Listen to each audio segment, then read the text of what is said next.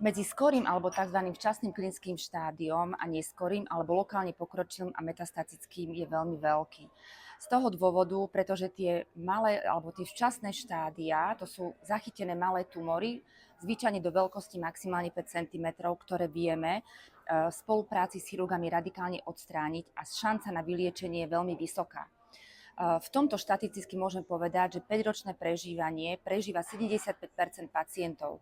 Na druhej strane pri lokálne pokročilom alebo metastatickom karcinome plúc je šanca na vyliečenie len mizerná.